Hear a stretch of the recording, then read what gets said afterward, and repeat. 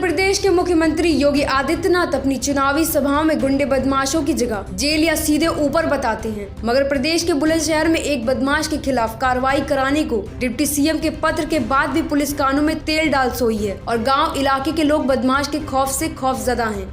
यह तस्वीर बुलंदशहर के थल इनायतपुर गांव की सड़कों में सन्नाटा है और घर में विलाप करती यह महिलाएं पुलिसिया कार्रवाई की गाथा सुना रही हैं, क्योंकि इस घर में पहले 2015 में पिता की हत्या हुई और फिर पिता की हत्या के गवाह बेटे को भी सरेरा हत्या कर दी गई थी। इस हत्या की वारदातों में गाँव का ही दबंग बदमाश अनुराग त्यागी का हाथ रहा है। पहले हमारे पापा को मर्डर करा था सन 2015 में। बाहर चौतरे पर लेटे थे हमारे पापा, 11 बजे के करीब उनका मर्डर कर दिया था। और सन 2016 में उनके बेटे का करा था, मेरे पति है जो वो इस केस के गवाह थे। तो 29 तारीख में उनका मर्डर कर दिया था। 1 तारीख की गवाही थी जिससे कि वो गवाही पे ना जा पाए, इसलिए उनका मर्डर कर दिया था रास्ते में। हमें मारने की धमकी मिल रही है भैया। यहाँ हम काम भी नहीं कर सकते, जंगलों में मजदूर भी नहीं बुला सकते, कि जिस भी मजदूर से हम कहते हैं कि हमारे खेत में काम करने हो, वे यही कहते थे न हम नहीं आएंगे तुम्हारे खेत में काम करने। हम तो कुछ नहीं करती मदद, सब ऐसी बस पूछ कर चले जाते हैं, कुछ नहीं करती। गांव में भय का माहौल है और ये किस तरीके से लोगों को डराता है? ऐसे ही डराता है भैया, धमकी देकर अगर तुम वो करोगे, मतलब सब मारने की धमकी देकर डराता है। बदमाश अनुराग त्यागी की दबंगई गांव में कुछ इस कदर है कि हाल ही में होने वाले पंचायत चुनाव में अपने गुर्गे को चुनाव मैदान में एक तरफा जीत के लिए दूसरे खड़े हो रहे प्रत्याशी के घर पहुंच पिस्टल से फायर कर दिए, मगर गनीमत की बात रही कि पिस्टल से फायर नहीं हुआ, जिससे चुनावी प्रत्याशी की जान बच गई। सर, हमारे संग जो है एक आपराधिक घटना हुई है। हमारे गाँव का एक कुख्यात अपराधी है अनुराग त्यागी। वो गाँव के 3 लड़कों के साथ, 3 लड़के गाँव के थे हमारे, आदित्य, उमेश और अनुराग, और एक कोई बाहर का शूटर था, उनके साथ आया। उसने पहले मुझसे यहाँ अंदर बेड से यहाँ हाथापाई की और यहाँ से मुझे खींचने के बाद यहाँ लाकर उसने 3 बार मुझ पे पिस्टल से फायर करा, मुझ पे और मेरी माताजी पर। लेकिन वह पिस्टल किसी वजह से चल नहीं सकी। किस तरीके का अपराधी है अनुराग? अपराधी क्या जी, वो पुराना मुलजिम है। वो कई बार पहले कत्ल कर चुका है, 2 कत्ल हमारे गाँव में कर चुका है, एक पहले बाहर कर चुका है। बाहर के एक कत्ल में, मेरठ जिले के कत्ल में वो सजा याफ्ता भी है, वो बच गया था। उसमें 307 लगी हुई है, उस पर 10 साल के कारावास पे वो जो अपील पे छूटा हुआ है। अनुराग त्यागी मेरठ में भी एक हत्या के मामले में 10 साल की सजा के बाद कोर्ट से पैरोल पर है। गांव में एक और हत्या की वारदात में अनुराग त्यागी का नाम रहा है। 4 हत्याओं में नामजदगी और सजा के बावजूद अपने रसूख पर यह अपराधी जेल से बाहर है। गांव में उसका ऐसा आतंक बना हुआ है जी, उसके सामने कोई बोलने को तैयार नहीं है। मैं एक ऐसे मोहल्ले में रह रहा हूँ जो जाटों का मोहल्ला है, उसके सामने कोई बोलने को तैयार नहीं है। मेरा एकला घर है यहाँ, और ना कोई मेरी मदद करने को तैयार है, ना उसके भय से कोई यहाँ आने को तैयार है।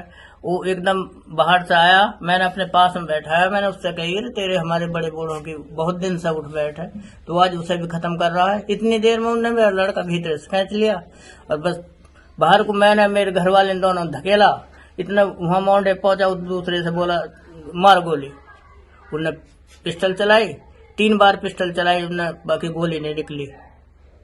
नहीं, हमारे मरने में कोई कसर नहीं। पुलिस क्या कर रही है अभी? पुलिस क्या कर रही है, मैं परसों थाने गया, दरोगा जी ने कह दी कि अब कल तो तुम्हारी रिपोर्ट दर्ज हुई है, अब इतनी जल्दी तुम्हें क्या पड़ रही है। वहीं इस अपराधी पर कार्रवाई के लिए सूबे के deputy CM Keshav Prasad Maurya ji Bulandshahr police को कार्रवाई के लिए पदाचार कर चुके हैं, मगर पुलिस की रहमदिली से इलाके में बदमाश के खौफ को और मजबूती से फल फूल रहा है। ये एक अनुराग त्यागी है, उसने पहले हमारे पिताजी का मर्डर करा 2015 में, छोटा भाई गवाह था तो फिर उसका 2016 में करा। उस बीच में मेरे पे भी गोली चलवाई, जो मेरे पेट में गोली लगी। मैं एक पैर से अपंग हूँ। उसके बाद में उसने अपने घर में चोरी का ड्रामा रचवाया, उसमें मेरा नाम लिखवाया, जिसमें पुलिस ने FR लगाई। ये पुलिस का एहसान रहा कि उस टाइम पर सच्चाई का मतलब वो करा कि अपंगता को देखते हुए उन्होंने, क्योंकि इसकी घरवाली ने तो ये कहा था कि 2 मंजिले से कूदे, जबकि मैं मतलब पैदल चलने के योग्य भी नहीं हूँ।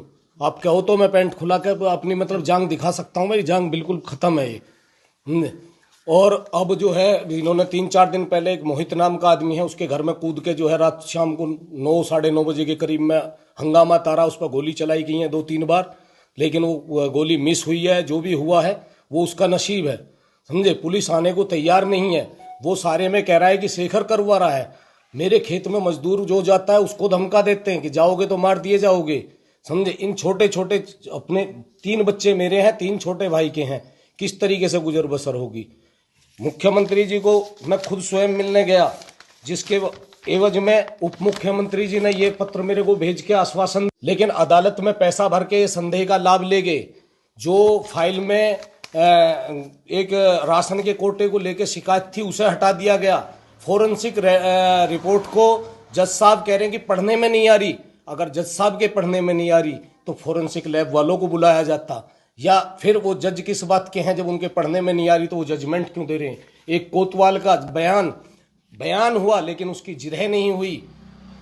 कितना तजुर्बे की बात है कि अदालत जैसी जगह भी।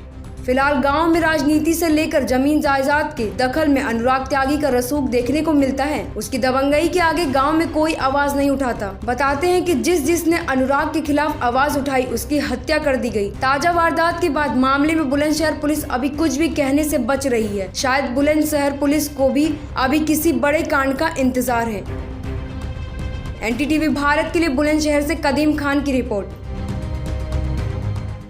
देश दुनिया की ताज़ा तरीन खबरों से रूबरू होने के लिए सब्सक्राइब कीजिए आपका अपना चैनल NTTV भारत।